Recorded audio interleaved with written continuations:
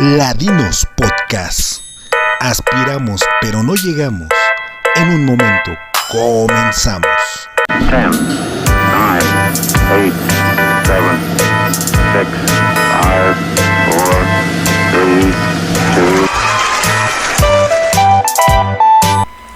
3, 2. Muy bien, muchas gracias, Pablo. La verdad es que es una muy buena intervención. Hay que también tener claro que pues la conquista de México, que es la que nos menciona. Te escucho, León, te escucho.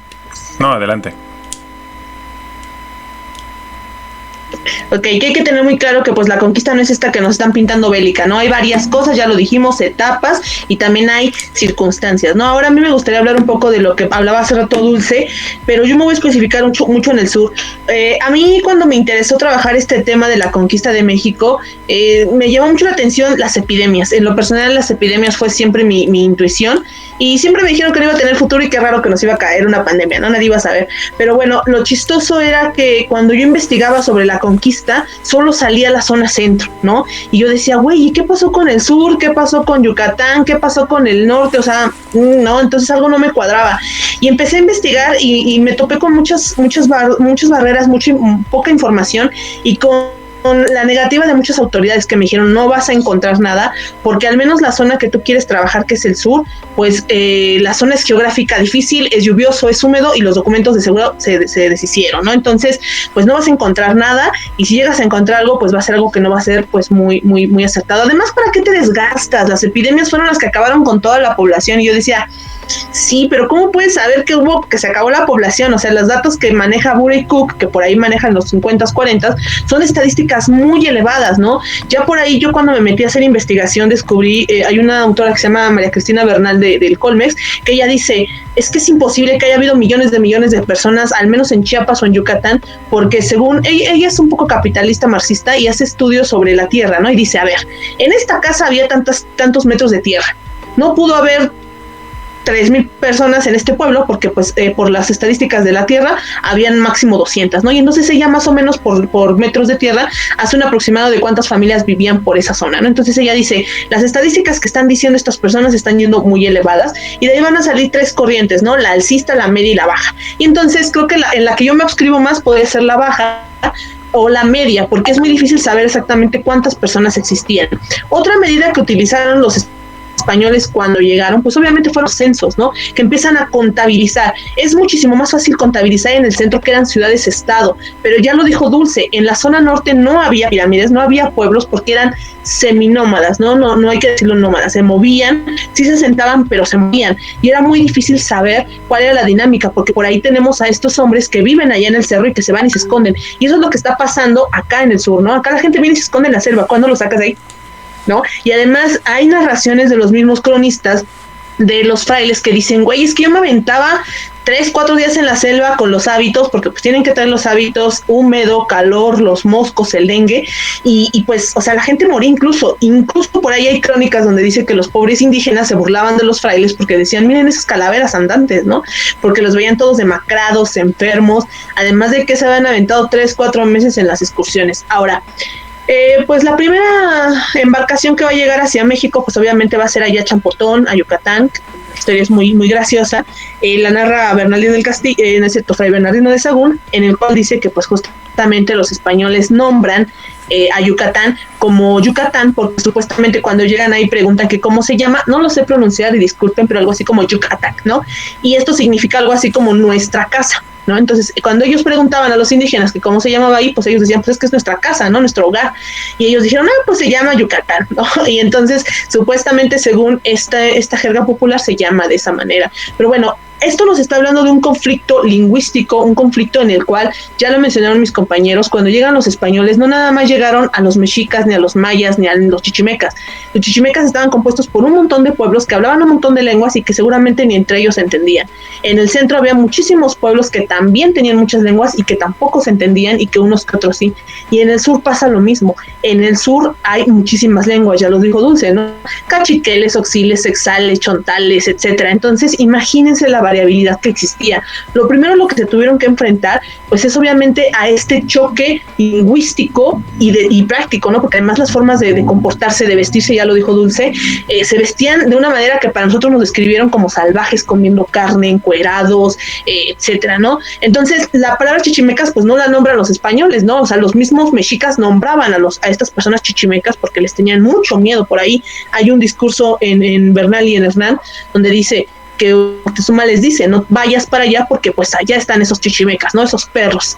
En el sur, lo que a mí me gusta o lo que me llamó la atención es que la zona geográfica es totalmente diferente, ya lo dijo Dulce, allá arriba es desértico, a lo mejor seco, pero acá es húmedo, lluvioso, selvático, es otro tipo de flora y fauna, lo cual también tendríamos que tener muy presente, porque al menos lo que yo trabajo son las epidemias, y decimos, bueno, el primer registro que hay sobre un enfermo de viruela o de esta enfermedad que trajeron, que es la más conocida, pues fue del tripulante de Pánfilo de Narváez, que se supone que traía esta enfermedad y que se expandió pues rápidamente entre los indígenas y que rápido acabó con la población. Pero también me gustaría hacer una puntualización. Toda la gente cree que los españoles trajeron esta enfermedad y que todos los indígenas murieron. No, también españoles estaban muriendo porque tampoco estaban protegidos contra estas enfermedades. Ahora, también los indígenas teníamos, o los indios, como nos quieran llamar, también estábamos ya contagiados de ciertas enfermedades o teníamos nuestras propias enfermedades endémicas y que los van a contagiar a ellos.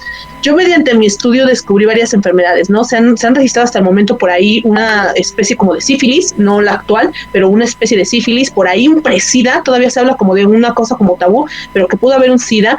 Había el cocolixli, que es una enfermedad que todavía no se puede definir en la actualidad, pero puede ser como una diarrea, una gripa extrema. Pues las gripas, las anginas de pecho, enfermedades había para aventar para arriba. Ahora imagínense todo esto que va a llegar y se va a mezclar. Ahora, cuando llegan los españoles, pues indudablemente la conquista, lo dice Dulce en el norte es un genocidio. Yo, en mi propuesta, yo decía, güey, a ver, ¿qué entendemos por genocidio? Pues el genocidio, según los grandes autores, es la exterminación o la erradicación de una cultura por ser diferente a ti y que además tienes que generar un dominio sobre ellos, ¿no? Porque tú quieres implantar tu cultura. Pero hay un autor que se llama Robert Joulin, que es francés y que estuvo trabajando con la zona de allá de los lacandones, y él dice que más o menos lo que hacían los ingleses, lo que hacían cualquier pueblo dominante cuando quiere conquistar, se llama etnocidio. El etnocidio va un paso más arriba del genocidio, es decir, el etnocidio es tratar de matar la cultura del otro para sobrevivir. Esto siempre va a ser cuando se encuentran dos grupos, ¿no? Uno dominante u otro que no lo es. En este momento no podemos hablar de que los españoles eran dominantes porque eran muchísimo menos. Sin embargo, tenían una estrategia de guerra, pero también los mexicas, también los mayas, también los chichimecas eran guerreros, también tenían sus estructuras. Sin embargo, no son las mismas, entonces estaban conociendo. Por lo cual yo creo que el etnocidio sería lo más adecuado, porque el etnocidio, según Robert Joulin, en su libro La Paz Blanca, dice, es la descivilización, es decir, se va a romper todo lo que se conoce hasta la actualidad, de lo que ellos traían, de esto que ya nos dijo Pablo, que ellos venían de una historia que habían sido invadidos por árabes, habían sido invadidos por alemanes, por todo lo que ustedes quieran, y traían una mezcla, ya no eran propios españoles, por ahí tenemos palabras árabes, ¿no? Alajero, almohada, que son ya mezclas que vienen del árabe, y que entonces esta mezcla que traen la van a mezclar con lo que llegan aquí. Ahora imagínense que se va a adaptar en cada región, ¿no? Con chichimecas, con mayas, con cachiqueles, con soxiles, con sexales, etcétera. Entonces, todo esto va a generar un conflicto muy grande y una variabilidad en cuanto a lo que se va a presentar. Por eso es tan importante entender geográficamente, climatológicamente, lingüísticamente y socialmente lo que estamos hablando como conquistas. Ya lo dijimos, la primera etapa yo creo que sería del 19 al 21 con los mexicas, después yo creo que sería el norte, quizá, estaría como entre el norte y el sur, porque al menos lo que yo encontré como conquista del sur va a ser en 1605, cuando Montejo el Grande, su hijo, que también se llama Montejo, y su sobrino, que es el mozo, van a ser los conquistadores de la zona sur. Es decir, allá en Yucatán no conquistó Cortés, ¿no? Allá él no, o sea, llegó, pero pasó y se fue a Veracruz. Y en el norte, pues ya nos dijo Dulce, hay varios varios frailes, fueron expediciones enviadas por Mendoza, pero en el sur van a ser los Montejo, los cuales pues estuvieron buscando por días en todas las zonas, en Copal, ahí en Maní, en Yucatán, andaban por todas estas zonas y jamás encontraban poblaciones, las poblaciones estaban abandonadas, pues claro, escuchaban el pitazo la gente y se iba a la selva. ¿Cuándo lo sacas de ahí?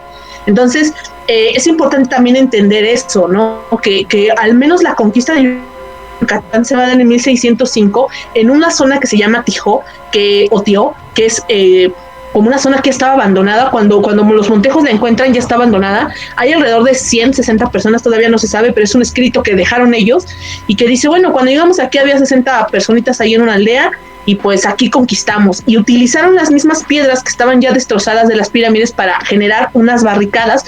Y algo importante que hay que mencionar es que al menos los mayas se dieron cuenta, bueno, más bien los españoles, los Montejos se dieron cuenta que los mayas traían conflictos entre pueblos, por lo cual buscaron alianzas. Y eso yo creo que es un triunfo que pasó en la zona centro, que quizá pasó en la zona sur, pero yo creo que en la zona norte no se dio, porque en la zona norte, eran un poco más dispersos, ¿no? Al menos ese es mi punto de vista. Pero bueno, en el sur, entonces, retomando las epidemias, también hay que ver que es un factor que no trajeron los españoles y no dijeron, ay, a huevo, les vamos a meter la enfermedad. No, es algo que les salió. Y entonces a este proceso yo lo llamo etnocidio. El etnocidio yo lo catalogué por varias etapas, ¿no? La primera sería, pues sí, llegar, merodear, como observar. Después, en 1524 llega la primera orden de franciscanos, en el 25 llegan los dominicos, por ahí creo que del 61, 71, no recuerdo exactamente la fecha, llegan los jesuitas, pero van a ir llegando estas órdenes que obviamente traen la intención de evangelizar. Y ellos llegan con la idea primero de conocer la lengua, hacer sus diccionarios y con base en eso registrarlos, no con la idea de conocerlos, sino con la idea de dominarlos. Y esto es importante entenderlo, ¿no? Entonces, eso también es el etnocidio, tratar de conocerlos para atacarlos, ¿no? Después también va a pasar que, pues obviamente los españoles no están acostumbrados a comer la tortilla, la ceiba, lo que quieran, no están acostumbrados, por lo cual ellos van a traer su alimentación. Por ahí de 1608 van a traer el ganado bovino, van a traer todo esto que son, y que eso va a generar también que venga la viruela, porque pues en el ganado vienen las garrapatas, y esto va a generar también que la gente muera, porque los mexicas, los mayas, los que ustedes quieran, no estaban acostumbrados a comer este tipo de carne, y pues obviamente también va a generar un trastorno alimenticio, lo cual va a generar que también mucha gente se enferme, al igual que los españoles estaban enfermando cuando comían el maíz, cuando comían estas plantas que se comía acá, ¿no? Entonces, esto es de las dos partes, esto se le llama etnocidio, es decir, está tratando de sobrevivir las dos culturas, ¿no? Ya después yo creo que sí ya viene una etapa de genocidio, que es cuando se dan cuenta, como ya lo dijo Pablo, que no están pudiendo con estas personas, ¿no? Nos decía Dulce, los están sometiendo, los están explotando, claro que sí. Hay registros en Bernal Díaz del Castillo donde narra que las mujeres ahogaban a sus hijos en los ríos porque eran dominados, o todo el día los ponían a trabajar y las esposas eran separadas de sus esposos y ya ni siquiera podían reproducirse. Incluso los niños pues eran ahogados en los ríos para que no sufrieran lo que ellos estaban sufriendo, ¿no? Entonces creo que sí hay suicidios masivos, está la quema de Maní, donde Diego de Landa quema los códices, los libros, y la gente se suicida, ¿no? Para ver que los dioses pues no los están ayudando. Entonces, creo que todo esto también hay que verlo como que son consecuencias que los españoles quizá no lo planearon, pero les estaba saliendo a todo dar, ¿no? Y al final yo lo podría decir, esto es un etnocidio, son prácticas o tecnologías o tácticas de guerra que ellos fueron armando para poder establecer un dominio, porque al final el etnocidio es eso, tratar de sobrevivir. Ahora, ¿no sobrevivió la práctica española? No, ya lo dijo Pablo. ¿No sobrevivió la práctica indígena? Pues claro que no, porque había una variabilidad lingüística, práctica social, de todo, ¿no? Al final creo que hubo un sincretismo, lo hemos visto, un mestizaje, pero es importante entender que la población, al menos en Yucatán, no bajó, o no podemos saberlo porque no había un registro, no había un censo como tal. La mayoría de la gente iba y se escondía en la selva. Todavía por ahí del 700 se nos viene la guerra de castas, donde todavía se vino un enfrentamiento muy fuerte con los indígenas y que creo que hasta la fecha no se ha logrado dominar, entre comillas, estas zonas, ¿no? Recordemos ahí en el 90-92, con la guerra de Zapatista, la separación de Guatemala y todos estos lugares que pues nunca han estado, siempre han estado sublevados, ¿no? Entonces digo, creo que una conquista como tal jamás ha habido, y no podríamos hablar de una conquista de México en general, porque son etapas y al final creo que sí ha habido resistencias. Ya nos comentaba el profesor Salomón, al final muchos indígenas dijeron, bueno, pues ya para no estar peleando vamos a negociarnos, ¿no? Al final, mira, obtenemos beneficios y ya, ¿no? Pero sí, hubo un genocidio, hubo muchos asesinatos, claro, nos mencionan los franciscanos, veíamos que los dominicos les aventaban a los perros, ¿no? Para que se dominaran, el Andal los cacheteaba para que ya no hicieran sus sacrificios. Claro que hubo un genocidio, sí, no me atrevería a decir a qué nivel, porque yo creo que el genocidio real en la zona sur al menos fue hasta la guerra de castas, ahí sí se vio un genocidio más grande, porque tenemos las estadísticas, pero en la zona, en la época de la conquista yo creo que sería difícil decirlo.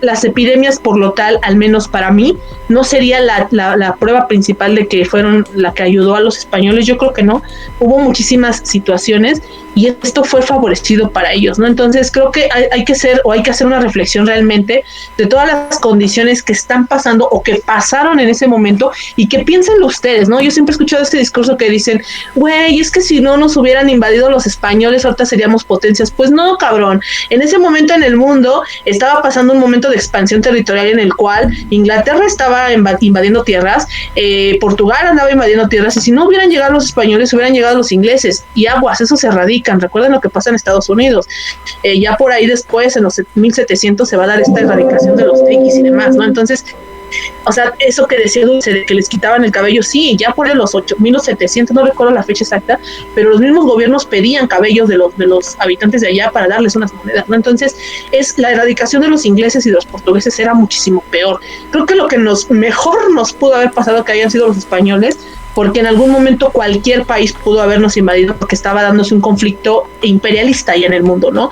Eso no nos pudimos salvar. Ahora, sí fue fuerte, hubo mucho asesinato. Yo creo que sí, podríamos decir también que la conquista se va a dividir en un etnocidio, pero también hubo un genocidio, sí hubo bastante asesinato, al menos en la zona de Mexica, que es lo que más se cuenta, pues hubo muchísimos, incluso la zona del centro fue abandonada por 10 años, y la zona del norte, pues ya nos menciona Dulce, ¿no? La verdad es que sí hubo persecuciones, hubo asesinatos, hubo demás, ¿no? Entonces, también hay que tener claro que no son las mismas condiciones geográficas, no es el mismo clima, las enfermedades tampoco fueron las mismas. Incluso por ahí hace un año salió que creo que en Oaxaca descubrieron otro tipo de enfermedad que pudo haber llegado como pandemia. Entonces, pues imagínense, la población está mermada, los mismos indígenas eran cabrones, también les hacían ver su suerte a los españoles. Por ahí mencionan, los franciscanos y los dominicos no se querían, y ellos mencionaban que los indígenas luego les hacían bromas, ¿no? Que les ponían huesos de perro abajo de las almohadas de los dominicos o los franciscanos y los espantaban diciendo que cada uno comía gente, ¿no? Entonces, por eso es que estos les trajeron perros para atacarlos. Entonces, pues sí, también estaban dando batalla. Por eso yo creo que sí es importante entender la resistencia o una conmemoración de resistencia, pero sin entender que la conquista pues fue la conquista de México, y que más bien hay que reflexionar que, como dijo Dulce, y eso sí es importante decirlo, ha sido un discurso de legitimar y de seguir diciendo por qué nos siguen explotando, porque al final los pueblos, dices el sur, híjole, el sur es zona turística, y pues nada más para eso lo utilizan, y para estas como farmacias o más de estas, sí, pues laboratorios de religiones, porque recuerden que en Chiapas ahorita se está dando una explosión de religión muy cabrona, de todas las religiones que hay, y de violencia, ¿no? Narcotraficante y demás. Pero yo creo que el norte es la más pegada por estas explotaciones de minerías, como ya lo dijo Dulce, o el narco, que por ahí nos pega y nos pega cabrón, ¿no? Porque ya por ahí en la mañana se están sabiendo algunas noticias. Entonces sí hay que empezar a entender que México jamás ha estado unificado. Yo creo que podría decirlo, jamás ha estado unificado y jamás se va a unificar, y creo que jamás podríamos hablar entonces de una conquista de México como tal, ¿no? Entonces yo con eso terminaría mi participación, espero que haya quedado así como muy claro. No sé si León quiera decir algo, ya nada más para pasar a decir la última pregunta. Sí, bueno, antes que nada agradecer a los tres con su participación. Y bueno, las formas de resistencia creo que son variadas, ya todos han hablado de ellas, ¿no? Religión, evidentemente rebeliones, negociaciones con el profesor Salomón. También por ahí ya un poco nos había dicho Pablo, pues también en el arte, ¿no? Lo vemos en las catedrales, ¿no? Este arte indocristiano, en estos simbolismos. En donde pues ves claramente que hay una cruz, pero también hay una mazorca, o hay por ahí un cacao, ¿no? Hay una representación de la muerte. ¿Y qué es esto? Algo que normalmente no lo podremos ver como resistencia, pero pues sí lo es. Están haciendo evidentemente sus propios símbolos, los están poniendo dentro de estas pues en estas esculturas que hacen para que, bueno, una catedral, una iglesia, no es que los propios indígenas las hicieran por gusto, ¿no? Son hechos o están hechas porque los mandan a hacerlas, ¿no? Ahí tenemos este acueducto de Zempoala, donde ustedes van y podemos ver ahí varias jeroglíficos, bueno, símbolos, ¿no? Grabados por indígenas, ¿no? Entonces, también tenemos resistencias pues tal cual artísticas, ¿no? En este sentido. Pero bueno, solamente quisiera, antes de irnos, hacer algunas preguntas. La primera pregunta que quisiera hacerle es a Dulce, sobre todo porque acabas de decir algo importante y que a lo mejor la gente no entiende. ¿Nos podrías explicar, bueno, si estás por ahí, Dulce, ¿nos podrías explicar lo de repensar la historia? Es algo súper importante. Y que justo por eso apuntalas y dices eso de lo de León Portilla, ¿no? Pero para que la gente lo entienda, ¿qué es eso de repensar la historia? Dulce. Sí, pues es un súper tema. Repensar la historia, repensar la conquista. Viene principalmente por este seminario de historiografía, de repensar la conquista que hace Guy Rosat, José Pantoja, Miguel Ángel II y un montón de historiadores e historiadoras más, en donde se plantea criticar las fuentes, sobre todo, ¿no? Desde dónde estamos mirando las fuentes, es decir, los escritos de estos grandes de estas grandes obras que hasta ahora pareciera que son las reales, ¿no? Hablando principalmente de Hernán Cortés, que es de sus obras, es de donde todos se basan para hablar de este nuevo mundo, súper casi nuevo, y de esta cosa que le llaman el descubrimiento de América, ¿no? Y el encuentro de dos mundos, porque no son ni dos mundos y porque además, pues sí, se empieza a replantear todo esto que también viene siendo el mestizaje. Incluso actualmente, ayer lo escuchaba con José Pantoja, que también estuvo en un en vivo por ahí, pues que hasta en la Constitución, ¿no? Ya viene la diversidad de pueblos que hay, que ya no es un mestizaje, que ya no son dos culturas, pero principalmente tiene que ver con esta idea de mirar la historia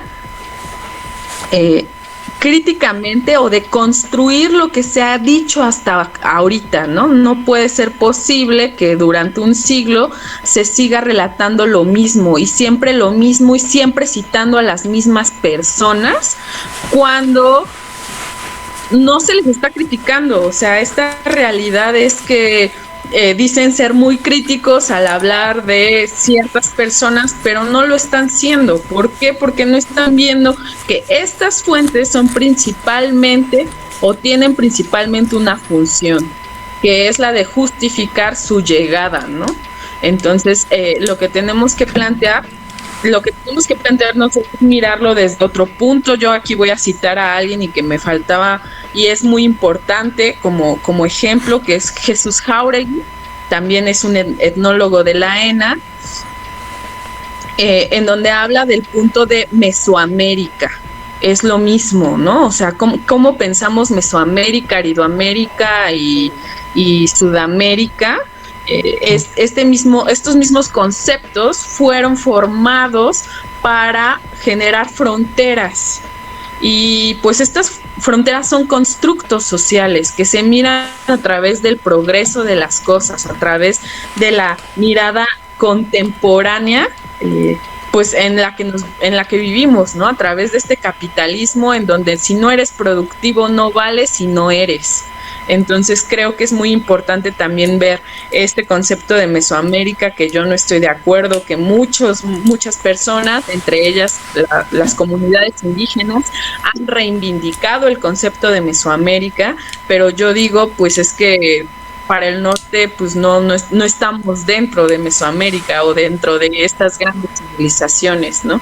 También Cecilia Sheridan habla de esta fronterización o de la construcción de las fronteras. Es decir, en esa época no existían las fronteras, no existía Zacatecas, no existía México, no existía Mesoamérica, ¿no? Sino han sido invenciones que son justificadas por las fuentes hispánicas, ¿no? O iberoamericanas, por así decirlo. Entonces, hay que replantearnos eso y siempre mirarlo desde ese punto, creo, ¿no? Porque si seguimos diciendo, según Bernal Díaz del Castillo, según Sagún, pues no vamos a caer nada, porque así seguimos citando a estos conquistadores, ¿no? A estos invasores, y no les estamos diciendo, bueno, pero chéquense, porque a pesar de que Sagún dijo que estaba con indios, pues estos fueron cristianizados y todo ha sido bajo la visión religiosa de dominación, pues sí, católica, apostólica y romana. No sé si quedaría claro con eso. No, sí, claro, quedó muy bien planteado, y bueno, a lo mejor si alguien no te siguió de los escuchas, pues prácticamente es criticar a los que ya escribieron sobre esto, ¿no? Hace muchos años, y porque pues estas personas que escriben estos documentos pues tienen un objetivo, ¿no? Ya lo pudiste haber dicho como nos lo explicaste, ¿no? A lo mejor para justificar, a lo mejor crear una no sé, una mina, como lo has dicho ya reiteradamente, ¿no? O para simplemente justificar la propia conquista, ¿no? Lo que es la matanza que hicieron, ¿no? Y la verdad, muy bien, como nos lo explicas, y justo esto es muy importante porque muchas personas que nos escuchan son fanáticos de estos temas, pero que pues están leyendo otra vez a León Portilla, ¿no? Entonces, y que es como el autor base de toda la gente, ¿no? León Portilla. Y dices, bueno, pues está bien. Y ya de por ahí de León Portilla, pues ya como ven y citan, pues se van a un Sagún, ¿no? De repente, a un Durán. Entonces, pero sin criticar. O sea, dan por hecho este tipo de fuentes que son como las únicas y las verdaderas. Y bueno, esto de repensar, de verdad, creo que es algo que deberíamos tener todos en general, en todo lo que viene siendo el estudio de lo prehispánico, ¿no? Sam. Bueno, sí, lo que dices es muy importante, León, y justo me gustaría agregar algo. Yo la verdad también en algún tiempo estuve trabajando con los maestros, vi Miguel II y demás en repensar la conquista, pero también tuve apoyo de un arqueólogo de Yucatán, y él me decía algo que creo que se me había pasado decirlo y es importante, ¿no? Estas fuentes, como ya lo dijo Dulce, están escritas para justificar. Recordemos que Bernal Díaz del Castillo, pues fue encomendero, tuvo más de 100 encomendados, ¿no? Y ya después se volvió protector del pueblo, y obviamente cuando escribe esto de que las mujeres están suicidando a sus hijos, pues quiere legitimar y decir, bueno, yo soy el protector, ¿no? O sea, sí hay que hacer una crítica, este nivel de historiografía es hacer una crítica de las fuentes y no quedarnos con las bases, pero al final pues es lo que hay, ¿no? Entonces tienes que leerlo, pero no quedarnos. Otra cosa importante también es que este maestro les decía, que me dijo, no nada más hay que quedarnos con las fuentes, no hay que leerlas nada más entre líneas, sino hay que también ir a caminar, porque sí, o sea, él me decía, a ver, ahí en tu libro de Bernal o de Landa o demás te dice que los caminaban 3 días, ¿has ido a caminar a la selva? No, pues no, vete a caminar a la selva y ve a ver si sí es cierto que estos güeyes se enfrentaron a moscos y demás. Y él me contaba, fíjate, hay una anécdota en Landa donde dice que ellos caminaron 4 días y que llegaron a una especie como de oasis, y ahí se acostaron ahí como en unas hamacas y que los empezaron a picar los moscos. Entonces dice que él le dio mucha curiosidad y que hizo lo mismo y que realmente le pasó. Dice, sí, había un chingo de moscos, ¿no? Dice, entonces creo que cuando tú te das cuenta de vivir esas experiencias entiendes la visión, ¿no? Entonces ahí es donde tú te puedes dar cuenta si realmente te mintieron o no. Es imposible conocer algunas cosas porque, como dijo Dulce, ya hay ríos que desaparecieron y demás, pero creo que tendríamos que irnos más allá, hacer una lectura un poquito más exacerbada y una crítica, siempre una crítica, no se nos olvida. ¿Por qué? Porque nos dejamos llevar por estos grandes antropólogos, grandes historiadores, y la verdad es que eso yo sí se lo aplaudo mucho a Dulce, porque yo sé, no hay información del norte, del sur. Yo me aventé una broncota, por ahí encontré un archivo que estaba perdido, que todo el mundo me dijo que no lo iba a encontrar, lo encontré, y el primer documento es de 1542, ¿no? Que es el bautizo del hijo de Montejo. Entonces, si hay, nada más hay que chingarle, ¿no? Entonces, eso. Ya nada más para cerrar, agradecerles nuevamente a los dos. No nos da más tiempo, quisiéramos quedarnos aquí 3 horas, pero tal vez los escuchas luego a veces se saturan de esta información. Pero bueno, voy a cerrar con una pregunta, más bien es como un comentario que nos hacen llegar. Un compañero, amigo muy querido, se llama Pablo Miguel, al cual le mando un beso, un abrazo, compañero de historiador, y él dice que él es muy fanático de Jorge Ibargüengoitia. Primero voy a empezar con Pablo, Pablo y luego con Dulce, que nos den así como en 2 minutitos lo que ellos creen o consideran de este articulito que me mandó, y ustedes me explican, ¿de acuerdo? Dice algo así: en resumidas cuentas, los españoles ganaron no por la cruz de Cristo, ni por los caballos, ni por los cañones, sino porque los aztecas han sido los peores amos que ha tenido México, y de los males el menos.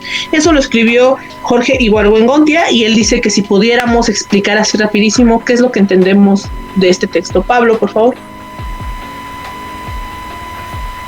Claro que sí, Sam. Bueno, como ya hemos mencionado a lo largo de este programa, es que la conquista no fue tanto una forma de los españoles, no realmente de acuerdo a la forma que nosotros lo veamos, desde la arqueología, desde la historia, antropología, va a haber una variante distinta, ¿no? Enfermedades, pandemias, guerras, religión. Aquí lo que muestra pues, es bastante sencillo, ¿no? O a mi entender. Hay que reconocer que los aztecas era una tribu guerrera, ¿no? Que tenía dominado a varios pueblos, ¿no? Los traía, como dice el lenguaje popular, los traía a pan y agua, ¿no? Prácticamente. Tenemos relatos de que hubo aliados, por ejemplo, uno muy famoso, un personaje, un cacique de Coyoacán llamado Don Juan Ixtolíntzcle, se hizo amigo de Hernán Cortés, le salva la vida y se hace aliado, ¿no? Y le da todas las tierras de Coyoacán. Entonces, tenemos que dejar de pensar que los españoles fueron los malos de la historia. Una referencia muy rápida: el lobo en Caperucita Roja siempre va a ser el malo si la historia lo cuenta Caperucita Roja. Como ya lo decías tú, las fuentes que estamos utilizando tenían una intención, y era justificar lo bueno o lo malo que se hizo en esos años. Nosotros no somos nadie para juzgar, porque no estamos en ese tiempo. Por ahí tú decías que el fraile caminaba, es cierto, ¿no? Varias narrativas nos dicen de los franciscanos que caminaban, pero también los mismos franciscanos mentían, ¿no? Para que fueran ascendidos. Y no tengo nada de malo con la religión, pero hay que ser sinceros, ¿no? Hay un relato que en la zona que yo estudio que dice que de Coyoacán caminó al pueblo de María Magdalena, y como era un camino bastante difícil y bastante duro, con muchas piedras y demás, le puso María Magdalena porque era la viva historia de María Magdalena. Entonces tiene que ver con la religión, tiene que ver con la arquitectura, con la historia, con la guerra, con todo. Yo creo que lo que dice este artículo es muy cierto. No tenemos un enemigo en común. En la historia yo creo que no hay buenos ni malos, solamente hombres de su tipo. Y para ver una historia más fácil hay que entender los dos lados. No todo es León Portilla y tampoco son todos pueblos indígenas, ¿no? Hay que encontrar el punto medio. Eso sería todo, Sam. Muchísimas gracias, Pablo. Dulce. Híjole, yo creo que no tiene nada que ver con los españoles, con los mexicas, sino más bien que ganaron los españoles por la colonización simbólica, ¿no? Por justo, pues el poder de la escritura. O sea, a final de cuentas terminaron quemando y haciendo, y ese es el poder de la escritura que tenemos, ¿no? Desde cuando inició la historia, desde el primer escrito que está ahí hecho. Entonces, pues bueno, yo como historiadora lo pienso, ¿no? El poder de la escritura es tan fuerte como las herencias y todos estos estas relaciones de poder que se generan, ¿no? Es decir, pues igual yo soy una historiadora bien chafa, pero si tengo un amigo en el Museo Nacional de Antropología e Historia y me va a publicar, pues se publica.